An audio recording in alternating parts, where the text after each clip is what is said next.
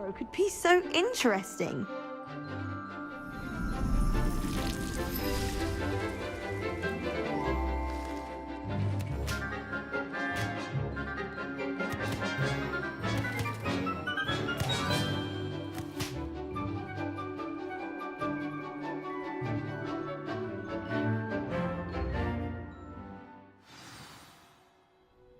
How wonderful to see you again.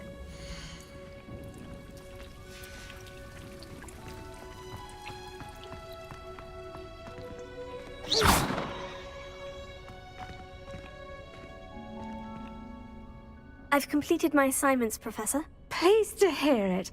Professor Weasley will be too. I'll be sure to let her know how well you're coming along. Thank you, Professor. Professor Hecat tells me she taught you Levioso, so you should be ready for a more advanced levitation charm. Wingardium Leviosa requires a bit of concentration and a nice, graceful wand movement. Let's see you try your hand at it. When executed correctly, you should be able to pick up boulders as though they were sprigs of sneezewort.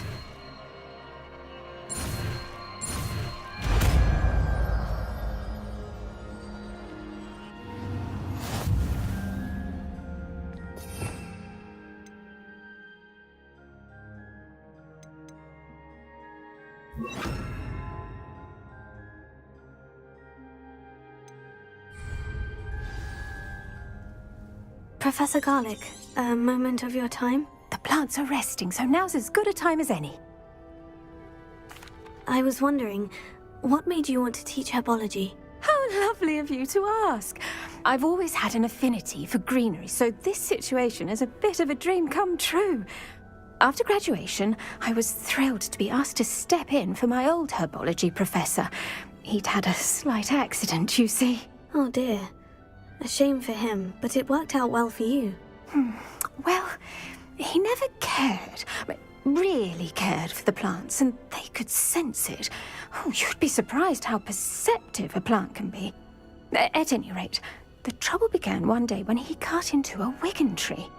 Unfortunately for him, its leaves were hiding a bowtruckle. You may recall the marvelous creatures that resemble a twig. The little beast gouged the professor's eyes quite fiercely, but terrifying, I'd imagine. Likely for the professor, too. And that's when you took over as the herbology professor? Well, not quite. After 3 weeks at St. Mungo's, my predecessor regained a tiny bit of his eyesight. He insisted on returning to the greenhouse. Within a week, he claims by accident, kicked a Chinese chomping cabbage, so it was back to St. Mungo's for him. What a string of bad luck. Well, I felt awful for him, but I dare say I felt a bit more sympathy for the cabbage. Upon his discharge from the hospital, his indifference to plants had turned to utter disdain. He lost what little patience he had left with a particularly temperamental venomous tentacula and, well, his resulting leave of absence continues to this day.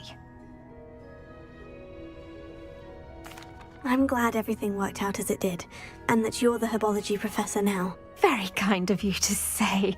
I do love these gardens and helping my students grow. Lovely speaking with you. Have a wonderful day. Oh, and remember, be kind to your wigan trees. Revelio.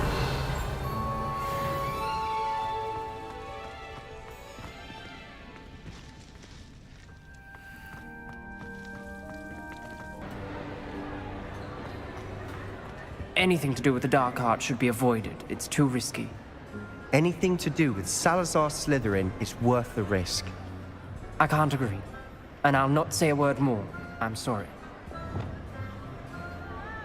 I won't give up.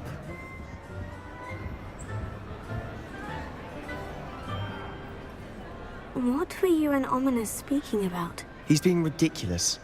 Apparently Salazar Slytherin had a secret scriptorium here in Hogwarts. Ominus swears it was used for the dark arts, so he wants nothing to do with it. I reminded him that Anne needs a cure. This scriptorium could hold the answers we need. The dark arts do pique my interest. There's more to dark magic than people realize. The Gaunts know this. Better than most. Perhaps I've spoken out of turn. Ominus's family history is personal to him. I'd like to know more about it, if you wouldn't mind telling me. I won't repeat it. Very well. But do keep this between us. Ominus learned dark magic from his parents. Are you familiar with the Cruciatus curse? Crucio, correct? The Cruciatus curse, also known as the torture curse, inflicts excruciating pain on the victim. Apparently, his parents and older siblings had no qualms about casting it on muggles for sport. Ominus described the sound of the victim's cries as horrific, so the first time he was asked to cast it himself as a child, he couldn't bring himself to do it. As punishment, his family cast it on him. The anguish was so bad that when asked to cast it again, he relented. I have repeatedly assured Ominus that he did what he had to, but he still hasn't forgiven himself.